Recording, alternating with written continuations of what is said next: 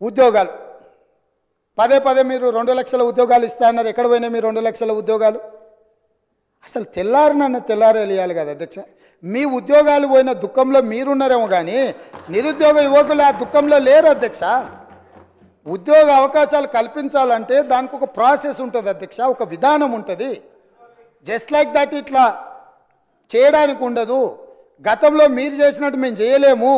Xerox సెంటర్లలో పల్లి బఠానీలు అమ్మినట్టు పరీక్షా పత్రాలు ఎక్కడ పడితే అక్కడ సంతలో సరుకులాక అమ్ముకునే విధానం మేము దేదలుచుకోలేదు అధ్యక్ష.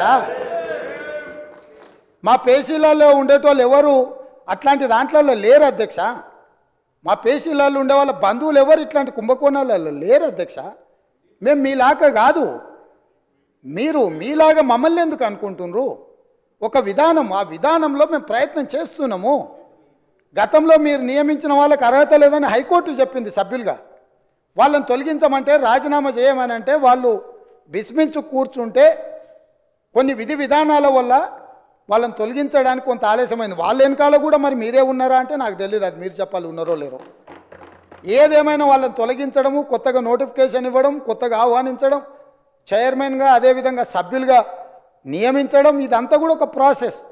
ఇదే కాకుండా గతంలో ఇచ్చిన నోటిఫికేషన్లకు కూడా ఎంతసేపు మీ ఉద్యోగాలను రెన్యువల్ చేసుకోవాలన్న ఆలోచనలో పడి ఆ తాపత్రయంలో మీరు వాళ్ళ ఉద్యోగ నియామకాలు చేపట్టకపోవడం వల్ల వైద్య ఆరోగ్య శాఖలో మీరు నియామకాలు చేపట్టకుండా వదిలేస్తే మేము వచ్చి ఆ సమస్యలు పరిష్కరించి పెద్దలు దామోదర్ రాజనరసింహ గారు మొట్టమొదట ఆ కార్యక్రమాన్ని చేపట్టి 6,956 స్టాఫ్ నర్సు ఉద్యోగాలు ఎల్బీ స్టేడియంలో నియామక పత్రాలు వాళ్ళకి అందజేసినాం అధ్యక్ష. ఇది మా చిత్తశుద్ధి. అదేవిధంగా మొన్నటికి మొన్న సింగరేణి బొగ్గు గని కార్మిక సంఘంలో 2 సార్లు వాళ్ళే అధికారిక కార్మిక సంఘంగా ఎన్నికైనరు.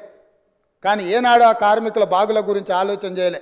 అందులో కూడా ప్రశ్నాపత్రాలల్లా అదేవిధంగా ఇచ్చిన టెండర్లలో ఏం జరిగిందో భవిష్యత్తులో తేలుతుంది.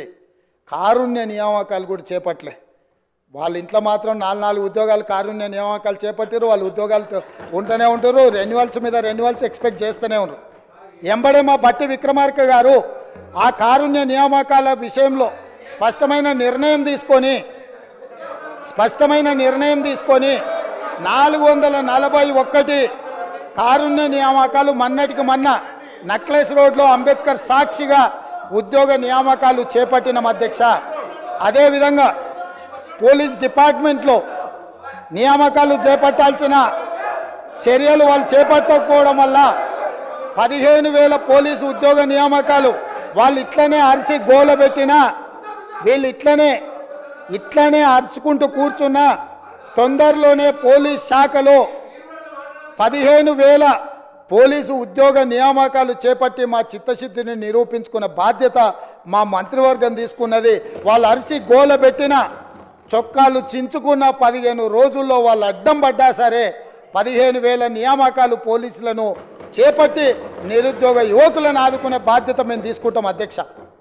కాబట్టి ఇవాళ గ్రూప్ 1లో కూడా పరీక్షలు లోపభూయిష్టంగా నిర్వహించడం వల్ల high court single bench, high court divisional bench అన్ని కోర్టులు వీళ్ళు అవలంబించిన విధానాలను కోర్టు కొట్టేస్తే లక్షలాది మంది నిరుద్యోగ యువకులు పరీక్షలు రాసి మీ చేతగాని తనం వల్ల వాళ్ళ జీవితాలతో చెలగాటమాడుతుంటే కొత్త బోర్డునేసి అదనంగా ఖాళీలను అన్నిటిని కూడా కలిపి ఈరోజు గ్రూప్ 1 పరీక్షలకు మా ప్రభుత్వం క్లియరెన్స్ ఇచ్చింది. తొందరలోనే నోటిఫికేషన్ ఇచ్చి వీళ్ళ వల్ల వయసు మీద పడ్డ వాళ్లకు 46 సంవత్సరాల వరకు ఉద్యోగ అప్లికేషన్ పెట్టుకోవడానికి అర్హత కల్పించి వయసుకు కూడా మినహాయింపునిచ్చి మా ప్రభుత్వం నిరుద్యోగ యువకుల్ని ఆదుకోవాలన్న ఆలోచనతోని మేము ముందుకు వచ్చినాం అధ్యక్ష. అదేవిధంగా అధ్యక్ష